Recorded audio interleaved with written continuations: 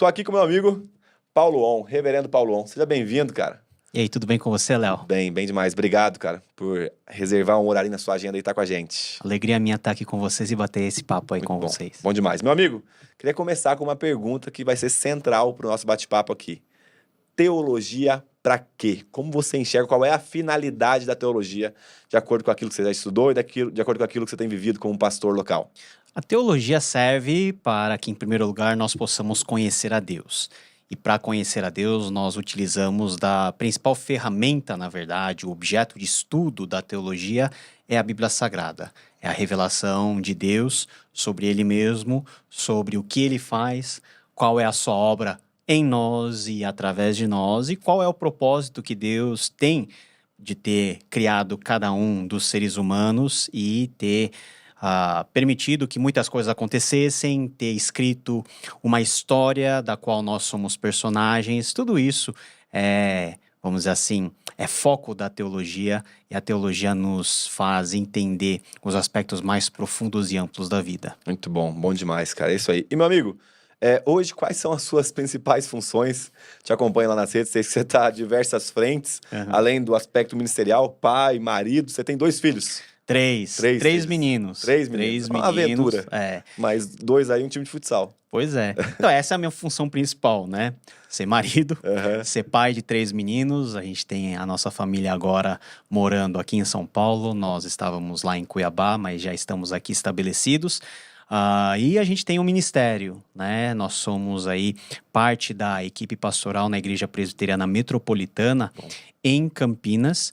E além disso, a gente faz um monte de coisa nas redes, né? Produz conteúdo, também dá aula em seminário, tudo mais ou menos relacionado com o tema de hoje, que é teologia. Bom demais. E, cara, sua família é coreana. Sim. Você é, então, a segunda geração de coreanos que vieram pra cá, foi isso? Isso, eu sou a segunda geração, mas a primeira que nasceu aqui no Brasil. Ah, tá. Então, nós somos metade brasileiros, metade coreanos. Seu pai, sua mãe é?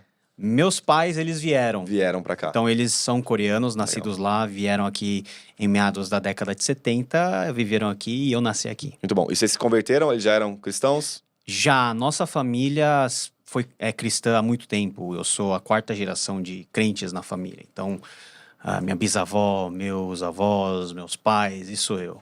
Então, a gente tem uma longa história com o evangelho na nossa família. Muito bom, muito bom. E até uma pergunta antes de a gente entrar na parte mais técnica. Hoje existe uma teologia coreana de qualidade que a gente pode confiar, assim? Porque é algo que não chega tanto a nós aqui no Brasil, né?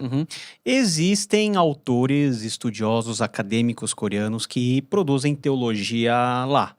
Mas, assim, algo especificamente coreano, com particularidades bem marcantes, nós temos muita pouca coisa, né? Na verdade, a teologia, ela lida ao redor do mundo, com os mesmos temas, né? Ainda que as interpretações possam ser um pouquinho variadas, nós temos vamos dizer assim, uma mesma forma, uma mesma matriz de pensamento que varia de acordo com a tradição de interpretação, com as tradições denominacionais. Mas, propriamente, uma teologia coreana, nós não temos. Nós temos certas práticas que na igreja coreana, elas são muito mais, vamos dizer assim, marcantes do que, por exemplo, em outros países. Por exemplo, uma cultura de oração assim muito forte.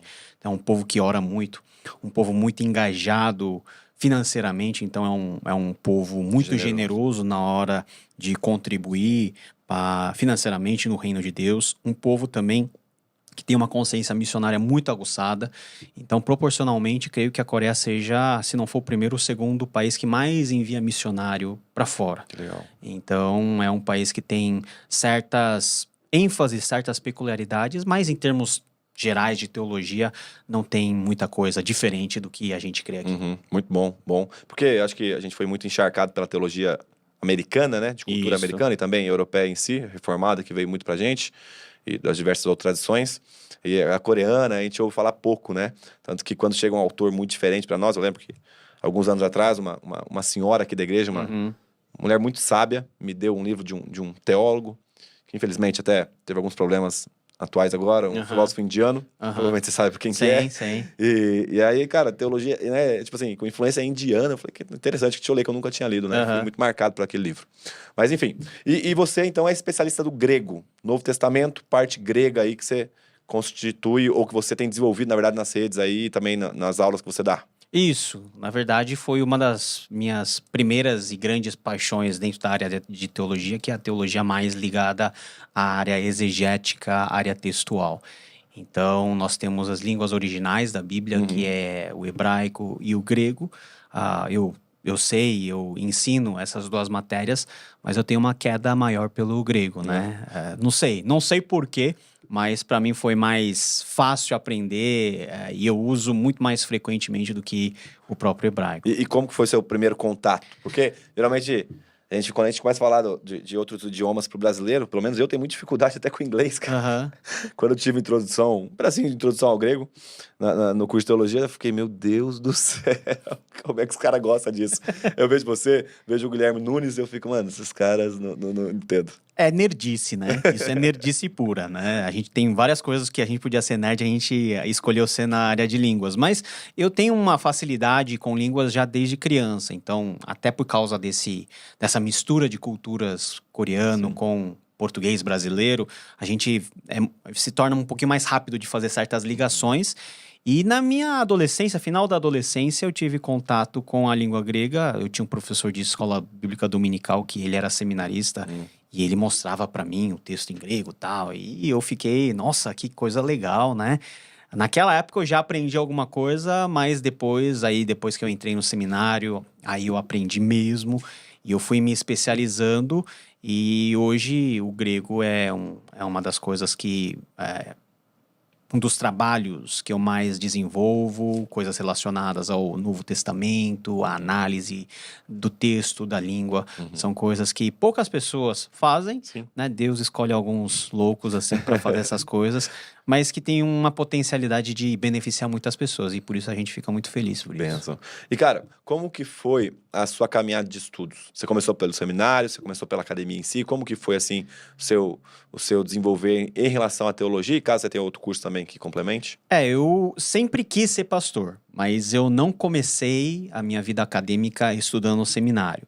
Eu fiz relações internacionais, depois fiz um mestrado em ciências sociais, trabalhei durante muito tempo no mercado financeiro, então parece que uma coisa não tem nada a ver com a outra, né? Mas deu que a gente conseguiu fazer muita coisa. E só depois de muito tempo, mais ou menos uns 10, 15 anos, é que as portas se abriram para eu poder fazer teologia e eu fiz teologia no Seminário Servo de Cristo, depois eu me formei e teve a oportunidade a minha esposa e os meus 2 filhos, na época, de irmos para Edimburgo para lá fazermos o mestrado. Então, foi um esquema meio que intensivo, meio power lá. 2 anos a gente já fez tudo o que tinha que fazer, já completou o mestrado e a gente voltou. Então, foi um caminhar, vamos dizer assim, muito intenso, assim, em termos de aprendizado, de conteúdo, mas foram anos, assim, muito preciosos na nossa formação tanto intelectual, acadêmica, mas também no nosso caráter, né? Porque em muitos momentos Deus, ele cuidou dos nossos corações, tratou com a gente. Que legal. E foram mais ou menos quanto tempo aí entre os cursos que você fez, desde o início da graduação até o fim do mestrado? Deve dar uns 15 anos. 15 anos. 15 anos. Porque geralmente a galera olha no Instagram, e o Instagram é tudo muito instantâneo, né? Aí a galera pensa, o cara mas tá estudando 2 meses? Não, 15 anos que tem construído já. Pois é. Os 15 anos pregressos é aquilo que a gente não mostra no Instagram, né? Até porque o Instagram é muito mais recente do que isso, né? Mas a gente tem um caminhar relativamente bem consolidado, né? As pessoas olham para mim e falam assim, mas você é mó jovem. Nem tão jovem eu sou. Então, foi um período de preparação muito bom, muito intenso, mas que fez muito bem pra gente. Benção demais. Vamos partir para a parte técnica um pouquinho? Eu queria fazer algumas perguntas. E aí, a ideia é que você tenha, então, essa consciência de, tipo, como que a gente pode aplicar isso no dia a dia de uma pessoa comum, de um pai de família e coisas do tipo. Nós temos o Novo Testamento. E eu queria que você talvez desenvolvesse qual é o fio condutor que nos deixa vinculada a todos os livros do Novo Testamento? Como se você estivesse falando de uma pequena teologia bíblica do Novo Testamento, qual que é o tema que você enxerga como tema central, o tema que está sendo desenvolvido ali desde os Evangelhos até Apocalipse? Eu creio que esse tema está relacionado com a grande obra de Cristo, né? A obra da redenção. Então, aquilo que Cristo fez quando ele se encarnou e veio habitar no meio de nós, toda a sua história que é narrada nos Evangelhos, e a partir da sua morte, ressurreição e ascensão, como essa mensagem ela influenciou uma geração de primeiros seguidores, dentre os quais nós temos os 12 apóstolos de Jesus, e os seus ensinos eles servem como uma das pernas para o cristianismo, né? O cristianismo se apoia nos profetas e nos apóstolos. Os profetas é a tradição do Antigo Testamento, os apóstolos é a tradição do Novo.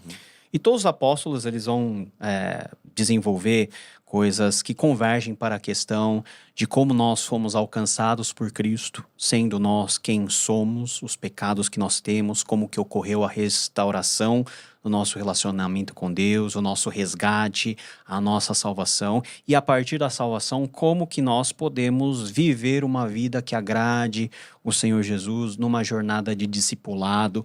Tudo isso é foco do Novo Testamento e que culmina com a visão final daquilo que deve ser a esperança para o crente, que é o retorno desse mestre que um dia nos deixou e que prometeu voltar para aí sim começar uma nova história. Finaliza-se aquilo que nós vivemos aqui, a nossa condição pecaminosa, e inaugura-se um novo tempo, numa nova criação, como novas criaturas. Então, toda essa perspectiva que se encaixa dentro da grande narrativa bíblica, onde nós temos a criação, a queda, a redenção, a missão da igreja e a consumação, o Novo Testamento está focado nessa parte final, desde o clímax, que é a pessoa de Jesus Cristo, e o que nós fazemos com Jesus, como nós cremos nele, como que a vida dele é relevante para nós, como nós o imitamos. Muito bom, muito bom. E a gente recebeu, então, o Antigo Testamento, tradição judaica, né? Chegou até nós, já caiu de graça no nosso colo. E o Novo Testamento ele foi formado no decorrer da história por alguns processos de validação canônica. Eu queria até fazer uma pergunta para você, que é algo que geralmente acontece aqui, a gente tem igreja nos lares aqui, algo próximo de células, né? A gente chama de igreja nos lares, e geralmente, um dia eu estava conversando com um líder, aí o líder veio e falou, cara, uma irmã foi lá, e que tinha acabado de chegar, estava com fome, fez uma pergunta de alguém curioso positivamente, não que estava criticando, mas ela fez a pergunta, por que eu posso confiar na Bíblia? Sendo que ela é palavra de Deus. Então, por que eu posso confiar que a Bíblia é palavra de Deus? E se você puder falar um pouquinho, então, desse processo de canonização e da importância da compreensão de nós compreendermos que o que temos em mãos é, de fato, a palavra de Deus. Em primeiro lugar, a convicção de que a Bíblia é a palavra de Deus é uma questão de fé. Então, nós temos pouca margem para cientificamente provar que a Bíblia e particularmente o Novo Testamento são todas elas palavra de Deus, porque a ciência não consegue ver Deus, não enxerga as coisas espirituais, então é algo fora da questão da prova empírica. Agora, a fé, ela é um fator primordial, essa fé que vem de Deus, é dada por Deus, esse Deus que se apresenta por meio das Escrituras. Então, nós poderíamos dizer que a questão é muito mais espiritual. Entretanto, toda a forma que nós tivemos e o processo que nós tivemos na história de composição daquilo que nós chamamos de Bíblia Sagrada, os 39 livros do Antigo Testamento e os 27 do Novo, são processos relativamente conhecidos na história. Então, a tradição, vamos dizer assim, judaica, recebe todos os 39 livros, e já na época de Jesus há uma aceitação de que esses livros são livros que nós consideraríamos hoje canônicos ou autoritativos. Pelas próprias citações, né? Pelas próprias citações, pela autoevidência e até pela tradição que se consolidou entre o Antigo Testamento e o Novo Testamento. Então, uma vez que o Antigo Testamento foi terminado, os judeus, né, tiveram um tempo para assimilar todo aquele conjunto de livros agora como uma coleção religiosa e autoritativa para eles. Então, nós recebemos, como você falou, os cristãos receberam como herança o Antigo Testamento, então nós nos apropriamos também da tradição de recepção e da tradição canônica dos judeus. Agora, o Novo Testamento foi escrito depois de Jesus. né? A partir da década de 50 até a virada do final do primeiro século, quando nós temos o Apocalipse sendo escrito por último, e antes, provavelmente, muito possivelmente, as cartas de Paulo, 1 Tessalonicenses, depois Marcos sendo escritos primeiro, essas cartas, esses evangelhos, esses documentos, eles foram sendo transmitidos para as igrejas do mundo mediterrâneo, porque as igrejas iniciais estavam todas elas na região onde nós temos o mar Mediterrâneo banhando. Então, um processo lento, onde uma igreja tem as cópias, depois essas cópias são copiadas novamente e transmitidas a outras igrejas, até que nós temos um uso universal desses documentos, desses 27 livros, em todas as igrejas do mundo mediterrâneo. E é a partir daí que se estabelece um consenso canônico. Muitas pessoas acham que o cânon do Novo Testamento foi definido com uma canetada de alguém. Mas não. Há um reconhecimento da igreja daquilo que é prática já há muito tempo. Então, você vê as primeiras listas, né, canônicas, nós temos a partir do final do segundo século, mas a igreja tem aquela decisão mais firme já a partir do quarto, quinto século, aí não tem mais dúvida. Mas todo esse tempo é um tempo que faz sentido. Por quê? Porque é o tempo onde os livros, os documentos, eles vão sendo todos eles utilizados e recebidos em um mundo muito grande. Não tem WhatsApp, Sim. não tem PDF, não tem nada dessas coisas. É cópia. Mão, né? Para fazer uma cópia já demora anos. Para transmitir a cópia são outros. Então imagina todas as igrejas tendo um uso comum do mesmo número de documentos do Novo Testamento e até a igreja se certificar que é um consenso e que agora sim, nós vamos reconhecer o que todo mundo já reconheceu. São esses livros e não há margem para outros. Né? Então, o processo é muito mais orgânico, muito mais histórico e menos atrelado a esse mito de que a igreja fez e pronto, ponto final. Na verdade, surgiu dentro do contexto da igreja, mas não foi uma decisão assim de uma pessoa ou de duas. Muito bom. Bom demais. Então, a gente pode confiar que a Bíblia é a palavra de Deus. Podemos O pai confiar. de família pode abrir e falar, eu vou criar o meu filho, minha filha, de acordo com isso aqui que está escrito. Pode, porque novamente é uma questão de fé. Então, a Bíblia, se nós tirarmos do espectro da fé, já é um livro muito coerente.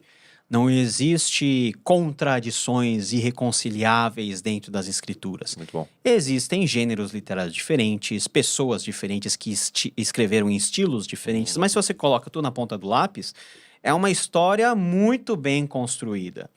Então, só por esse fato, já seria a melhor peça literária que o homem fez. Mas nós cremos que Deus, ele falou conosco. Ele revelou a sua vontade, usou de habilidades de mais de 40 autores para, ao longo de 1.000, 2.000 anos, escreverem toda a Bíblia. E essa Bíblia, ela não somente foi registrada, mas ela foi transmitida até os nossos dias.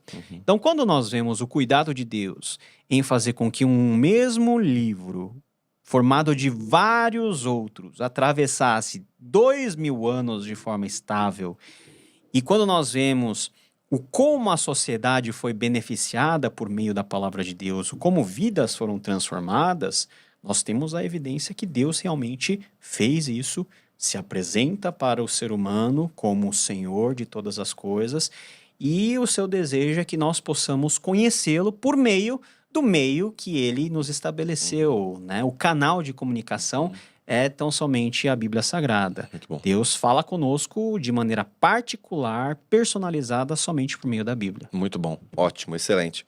E a gente tem no Novo Testamento, então, uma composição meio curiosa, né? Boa parte dela é composta por um homem exclusivo ali, né? Apóstolo Paulo, que é o responsável pela produção, inspirado pelo Espírito Santo, é o que nós cremos, de boa parte das Escrituras. A gente tem, então, no início ali até Atos dos Apóstolos, os livros descritivos e os normativos começam então com o apóstolo Paulo. Eu queria que você falasse para nós um pouquinho então a importância do apóstolo Paulo e da compreensão correta acerca das cartas doutrinárias para o tempo que a gente vive. Qual é a importância, e é claro que nós não estamos dividindo palavra de Cristo, palavra de Paulo, pelo amor de Deus, estou só falando assim, qual é a importância das cartas normativas que o apóstolo Paulo trouxe para nós em relação à nossa vida atual hoje? As 13 cartas que o apóstolo Paulo escreveu são uma das peças literárias mais importantes da humanidade. Então imagina como é importante dentro do cristianismo. Paulo é uma pessoa muito semelhante ao homem moderno. Em que sentido? Era uma pessoa cosmopolita, tinha um conhecimento vasto de culturas variadas. Ele nasce num contexto que não é puramente judeu, ele é de Tarso, uma cidade, uma província romana, ele é cidadão romano. Ele se aproveita desse direito também para ter certos tipos de privilégios, como, por exemplo, ser julgado por César e não ser molestado pelos judeus. Então, Paulo é uma pessoa muito interessante. Interessante também foi todo o seu processo histórico de conversão, de chamado, tudo isso. Mas se nós analisarmos apenas as cartas, essas cartas ecoam muito da vida de Paulo, daquilo que ele teve como experiência, do seu conhecimento. Então, Paulo é uma pessoa versada na lei, então ele faz uma comunicação, uma interface muito boa da lei do Antigo Testamento com a realidade já concretizada em Cristo. A gente vê isso muito em Romanos, em Gálatas. Paulo entende muito bem as mazelas do seu tempo e os problemas culturais do seu tempo que, de maneira negativa, influenciam a igreja. A gente pode ver isso nas correspondências aos Coríntios. Então, Paulo, ele se mostra como uma pessoa que, munido do evangelho, sabe ter uma visão correta da sociedade onde ele mora, onde ele vive, e sabe responder de forma correta os questionamentos levantados pelas suas comunidades. Porque as cartas de Paulo não foram escritas assim porque Paulo um dia não tinha nada para fazer, ele estava lá no seu terraço em Jerusalém ou preso em qualquer lugar. Eu vou escrever os romanos porque eu tô com saudade deles. Não. Todas as 13 cartas nascem de crises instaladas nessas igrejas e que demandam de uma resposta apostólica, uma vez que não tinha Google Meets na época, não tinha WhatsApp, não podia fazer teleconferência com o apóstolo Paulo, só carta era o meio seguro para Paulo ele manifestar a sua vontade e ensinar, corrigir todos os seus discípulos espalhados pelo mundo mediterrâneo.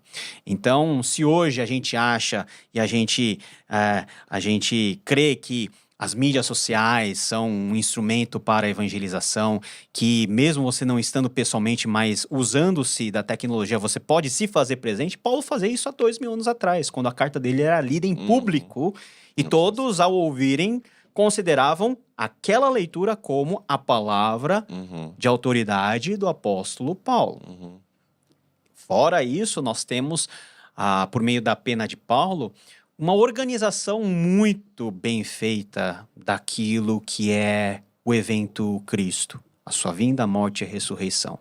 Então, Paulo relaciona muito bem o que nós temos a ver com esse ministério de Cristo, da onde nós fomos salvos. Nós, gentios também, não? Os gentios, o papel dos gentios, porque ele é o apóstolo dos gentios. Então, ele relaciona muito bem qual que é o papel de Israel, qual que é a nova função dos gentios, o que é formado como novo povo de Deus, como o novo povo de Deus, ele foi resgatado do seu pecado, como que aconteceu a justificação, depois a reconciliação, como que esse povo, ele percorre uma jornada de santificação até a glorificação.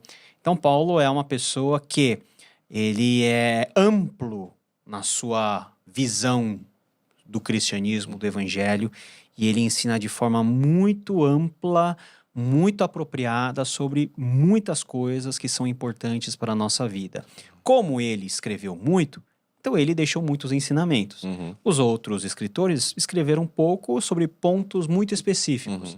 Paulo talvez seja o autor que tenha uma variedade temática muito maior do que outros. E se nós considerarmos que a influência de Paulo não é somente porque ele escreveu, mas associados a ele escreveram outros livros importantes, por exemplo, Lucas, que escreveu o Evangelho e Atos. Então, se você juntar tudo isso, dá quase todo o Novo Testamento. E no final tem o Marcos, né, que Paulo teve umas desavenças no começo, mas depois se reconciliou. Mas Marcos não deixa de ter um pouco de influência de Paulo, embora a influência maior tenha sido provavelmente de Pedro na vida dele. Muito bom. E uma coisa que me deixa muito curioso, né, em Paulo, e a gente vê a providência divina aí cuidando da formação dele enquanto ser humano, né? Então, nasceu em Tarso, cidade romana, de cultura helênica, judeu, foi criado aos pés de um fariseu, e aí ele tem tanto, até usando sua palavra, essa versatilidade de dialogar com os judeus da época e com os gregos da época. Sim. Que eram duas grandes influências, né,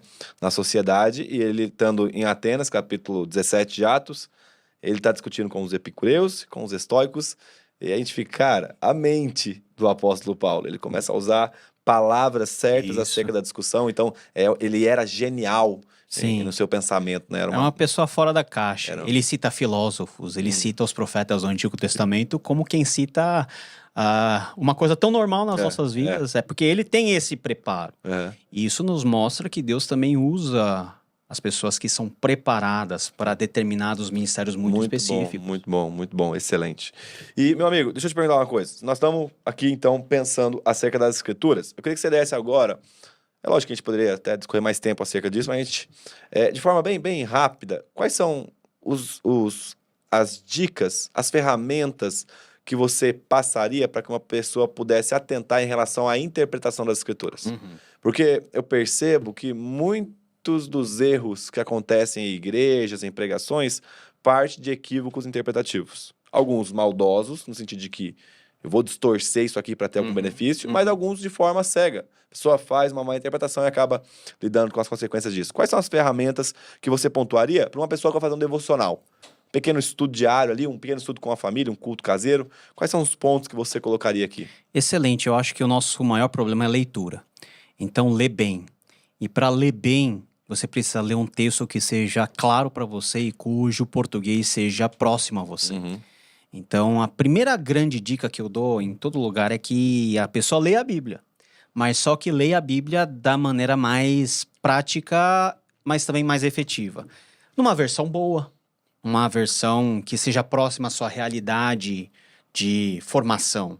Então, lógico que uma pessoa que tem uma formação erudita não vai ter nenhum problema com a revista atualizada, com a revista corrigida. Mas tem irmãos que não tiveram essa condição. E eles têm que recorrer a que versões? As versões mais contemporâneas, como a NVI, como a NVT. Outra coisa que nos ajuda muito é compararmos as versões para vermos como que diferentes versões tratam de formas semelhantes, com linguagens semelhantes, um mesmo texto. Porque aí nós já temos um atalho muito grande. A gente não precisa comprar um monte de comentários. Só essa leitura comparada já nos faz entender muitas coisas.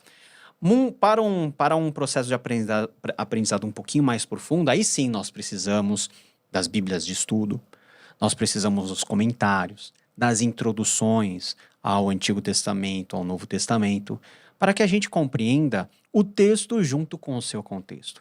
O texto é fruto do seu contexto histórico. Ainda que nós cremos que Deus revelou a sua palavra a seres humanos e eles registraram, isso aconteceu dentro da história. Isso aconteceu por meio de uma língua particular, por meio de pessoas que tinham cacuetes linguísticos variados. Você conhecer isso, conhecer a cultura com a qual a palavra de Deus estava dialogando no primeiro momento, faz com que a gente tenha uma visão muito maior e muito melhor, muito mais aprofundada, muito mais nítida da palavra de Deus, para que a gente chegue no aspecto final, que é interpretar corretamente essa palavra, guardando todas as regras de interpretação, você analisar o contexto, você ler um livro à luz da Bíblia como um todo, e aí a gente pode fazer as aplicações devidas. Então, olha só, desde a leitura até a forma como você aplica o texto, é uma jornada relativamente complexa. A gente constrói isso dia a dia. A vida na igreja também é muito importante. A pregação que você ouve, você guarda, todas aquelas informações que o pastor dá, sabe? Que fazem com que a compreensão do texto seja melhor. Tudo isso tem que estar guardado dentro do seu coração para que quando você for ler, você cai a ficha e fala, é isso que está acontecendo. Agora estou entendendo porque é assim o assado. Bom demais, cara. Benção demais. E você lançou 2 livros. Sim. 2 livros, 2 obras. O pessoal fala que você tem que plantar uma árvore. Já viu esse ditado? Plantar uma árvore, escrever um livro e ter um filho. Já tá bom. Então, mas eu quero viver mais, né? Não tô querendo te matar, não. Tô falando que você já plantou uma árvore? Não. Então segura a árvore. Segura a árvore até os 90 anos. Exatamente. Você escreveu 2 livros. Um chama Deus Falou na Língua dos Homens. Isso. E esse contexto, esse título é muito bom, aliás, eu lembro quando eu vi ele, quando você lançou, porque Deus não fala português. Deus não fala Deus português. falou português, para Isso. que nós pudéssemos entender, né? E eu queria que você falasse um pouquinho desse pra gente, depois a gente vai falar acerca do grego diário aí. Pois é, o Deus falou na língua dos homens, quem cunhou, quem me ajudou no título foi o Bibo, né? Ele tem umas sacadas boas. Eu ia colocar um título mais chatinho. Falei, não, vamos tentar esse daqui. E foi um título que realmente fala da essência do livro, que é contar essa história da palavra de Deus. Como que Deus revelou, dentro de que contexto Deus se fez, vamos dizer assim, conhecido às pessoas, como as pessoas transmitiram e como esse conjunto de livros que é a Bíblia Sagrada chegou a nós hoje. Então, é uma grande introdução à Bíblia. Eu tentei buscar o que havia de mais atual na bibliografia produzida em termos acadêmicos nos Estados Unidos, no Reino Unido, na Europa. O tempo de estudos em Edimburgo me ajudou muito a ter contato com essas obras. A gente trouxe tudo isso, condensou. Basicamente, são 16 capítulos que, na verdade, são 16 aulas, né? Que eu tinha um curso no seminário com esse nome, com essa pegada. A gente organizou todos os manuscritos em forma de livro, a gente lançou e, graças a Deus, tem abençoado muita gente. Já foi lançado em 2020, no meio da pandemia. Caraca. Bem no meio do furacão. Pois é. E a ideia de Deus, então, falou na língua dos homens, a gente pode entrar em alguns pontos do antropomorfismo, antropopatia, você aborda esse aspecto de Deus adaptar a sua linguagem para que se torne entendido? Na verdade, esse é o cerne, assim, o coração do livro, né? Deus, ele acomoda a sua mensagem às nossas limitações. Então, olha só que ato de graça e que milagre. Deus podia falar de um jeito perfeito e falar assim para os seres humanos, agora é com vocês, vocês se viram. Vocês se viram no 30. Não, Deus usou a língua presa de Moisés. Muito bom. Deus usou pessoas pecadoras para registrar esse livro. E esse livro é, ao mesmo tempo, palavra de Deus, mas é palavra de Deus escrito com a instrumentalidade humana de um Deus que se fez homem. E todas essas coisas, elas se misturam dentro da palavra de Deus. Então, Deus, palavra, encarnação, estar perto da gente, são todos conceitos que, na verdade, podem ser aplicados ao livro em si, que é a Bíblia Sagrada, que está aí de acesso fácil a qualquer um de nós hoje. E o grego diário, então, é um exercício de grego por dia? É isso que você quis propor lá? São 70 devocionais que eu faço de pequenos trechos, né? Frases, na verdade, de versículos soltos do Novo Testamento em grego, porque o meu objetivo aí não é atingir a grande massa de leitores, é ajudar os pastores e seminaristas a não esquecerem o grego que eles aprendem no seminário e que eles esquecem depois e por isso, às vezes, a pregação sai meio aquém do que poderia sair, né? Sim. Então, poder fazer um exercício devocional, uma leitura bíblica nos originais, não há Mastercard que pague, entendeu? É algo muito precioso, é algo que enriquece muito e o meu desejo e o meu objetivo com esse livro é que as pessoas tenham a noção do quanto faz bem, não somente como homem de Deus. Conhecer uma língua estrangeira amplia o mundo, a cosmovisão de qualquer pessoa. Então isso faz bem para nós, como pessoas, como seres humanos, faz bem como líderes, como pastores, como crentes. Muito bom. E exato, é isso que você falou. Eu tive um período que eu morei também em Londres, estava estudando, mas fui estudar inglês especificamente, né? Eu comecei a perceber conforme minha experiência com o inglês começou a aumentar, cara, a minha forma de analisar o mundo começou a mudar, porque a gente vai vendo algumas palavras que não tem tanta tradução, né? E aí você vai começando a filtrar as coisas mais e conversando com os amigos. Tem um amigo que ele é excêntrico, acho que ele é poliglota. E aí uma das línguas bem difíceis que ele fala até também e aí a gente conversando, eu falei, cara, mas por que você fez isso? Por que você foi estudar tantas línguas assim, né? Porque o cara é muito dedicado em relação a isso e gasta bastante tempo. Ele falou, cara, ampliou a minha forma de enxergar o mundo. Com certeza. Eu consigo explicar o mundo com palavras que não estão limitadas ao português. Com certeza. Eu falei, cara, é isso. É isso. Ainda mais o grego, que na época e também hoje em dia, mas não é o mesmo grego, né? Acho que até poderia falar um pouco disso. O grego da época nos dá uma visão acerca do tempo em que ele estava sendo falado na boca, escrito. Não somente isso, mas de todo o mundo grego, que é o grande mundo, o grande império que Alexandre o Grande conquistou. Ele virtualmente conquistou toda a Europa, toda a Ásia Menor, chegando nas fronteiras da Índia. Então, poucos impérios, com exceção do Império Mongol, por exemplo, o Império Vitoriano, né, nos séculos anteriores com a Inglaterra, poucos impérios conseguiram ultrapassar essa dimensão territorial e essa influência cultural. Então, quando nós falamos de língua, nós estamos falando de cultura. Saber e conhecer a cultura da época é fundamental para nós entendermos o fruto dessa cultura. A Bíblia também é fruto dessa cultura helênica, porque aprove a Deus, olha só que interessante, com Alexandre o Grande, todo mundo do Mediterrâneo passou a falar grego. Grego se tornou uma língua franca, como o inglês hoje. O Novo Testamento foi escrito em grego. Por quê? Porque se aproveitou da língua já universalizada, se aproveitou de todas as rotas que os romanos construíram para, num período muito curto de tempo, quanto tempo demorou do evangelho sair de Jerusalém e alcançar Roma, por exemplo? 2 décadas, isso é muito pouco tempo. Em 100 anos, toda a Europa conhecia, de alguma forma, o evangelho. Em 300 anos, com Constantino, a Europa se torna cristã. Então é um processo rápido, é um processo assustadoramente intenso, que se beneficiou muito da questão da cultura, da língua, da interface que os cristãos faziam com categorias filosóficas.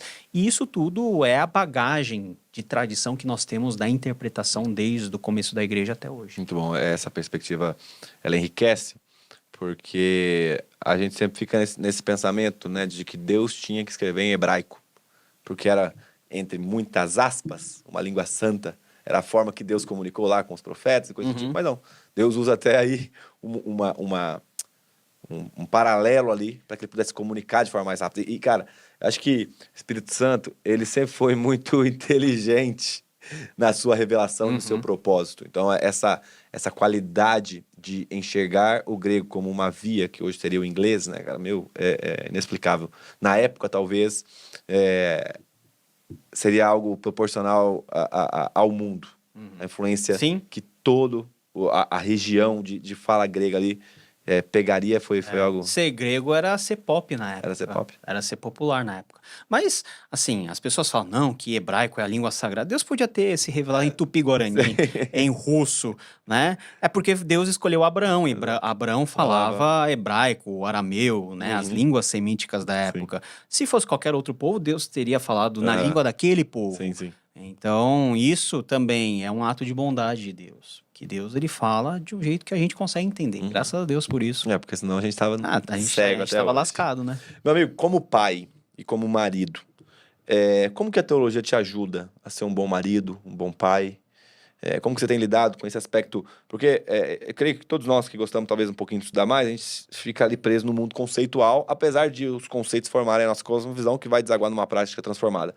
Mas como que você enxerga a prática teológica da sua vida, mas no relacionamento com sua esposa, com seus filhos?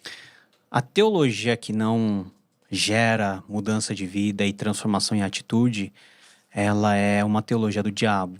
Embora professe verdades bíblicas, para você é do demônio. Muito boa. Porque não tem sentido nós lidarmos com a palavra de Deus apenas como dados ou como informação. Sim. A palavra de Deus é o poder, o evangelho é o poder de Deus para a nossa salvação. E como é o poder de Deus, é o poder de Deus para a nossa transformação. Então, o contato com a teologia nos humilha, como Jonas Madureira diria, humilha a nossa mente e o nosso coração, porque todos os dias nós somos confrontados com a nossa maldade, com a dureza do nosso coração, com a rispidez das palavras, com o rancor que pode habitar no nosso coração. Às vezes a gente leva mal certas reações da esposa, dos filhos, leva muito pessoal, não compreende ou não quer compreender. E quando você está diante da Bíblia, você está diante dos pés de Jesus e é como se ele estivesse dizendo assim, cara, o que você está fazendo? Você está errado. Você é meu discípulo de verdade? Exato. Então, se você for, faz desse jeito. Vai lá, pede perdão, fala mais baixo. É que a gente às vezes não quer ouvir.